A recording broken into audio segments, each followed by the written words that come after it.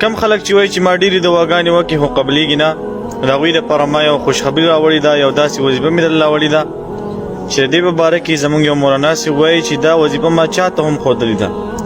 د وسه پورې داسې چا نه دي ویلي چې ما له دې نه وروسته دعا وکړله او هغه قبوله نه شو. هغه وظیفه درته ښیم، خو د هغې نه مخکې تاسو د خیر یو کار وکړئ.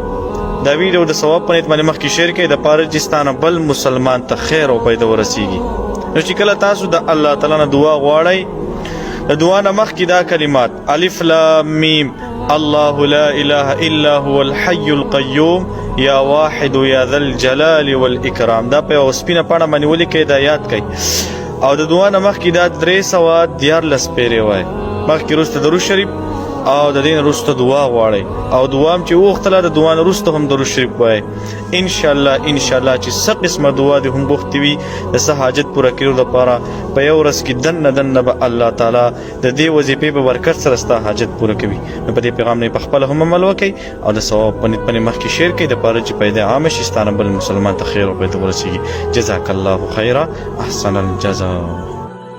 کم خلک چې وایي چې ما ډېرې دواګانې وکړې خو قبلېږي نه، د هغوی دپاره ما یو خوشخبري راوړې ده، یو داسې وظیفه مې درله راوړې ده چې د دې په باره کې زموږ یو مولانا صاحب وایي چې دا وظیفه ما چاته هم ښودلې ده.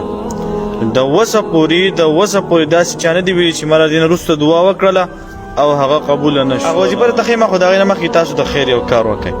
دا ویډیو د ثواب په نیت باندې مخکې شیر کړئ دپاره چې ستا نه بل مسلمان ته خیر او فایده ورسیږي. نو چې کله تاسو د الله تعالی نه دعا غواړئ، د دعا نه مخکې دا کلمات الف لام میم الله لا اله الا هو الحي القيوم یا واحد یا ذا الجلال والاکرام، دا په یوه سپینه پاڼه باندې ولیکئ، دا یاد کئ. او د دعا نه مخکې دا 314 پیرې وایئ، مخکې وروسته درود شریف او د دې نه وروسته دعا غواړئ، او دعا هم چې وغوښتله د دعا نه وروسته هم درود شریف وایئ. انشاءالله چې څه قسمه دعا دې هم غوښتې وي د څه حاجت پوره کېدو دپاره په یو ورځ کې دننه به الله تعالی د دې وظیفې په برکت سره ستا حاجت پوره کوي. نو په دې پیغام نه پخپله هم عمل وکئ او د ثواب په نیت باندې مخکې شیر کړئ دپاره چې پیدا عامه شي، ستا نه بل مسلمان ته خیر او فایده ورسیږي. جزاک الله خیره، احسن الجزا. کم خلک چې وایي چې ما ډېرې دواګانې وکړې خو قبلېږي نه، د هغوی دپاره ما یو خوشخبري راوړې ده، یو داسې وظیفه مې درله راوړې ده چې د دې په باره کې زموږ یو مولانا صاحب وایي چې دا وظیفه ما چاته هم ښودلې ده.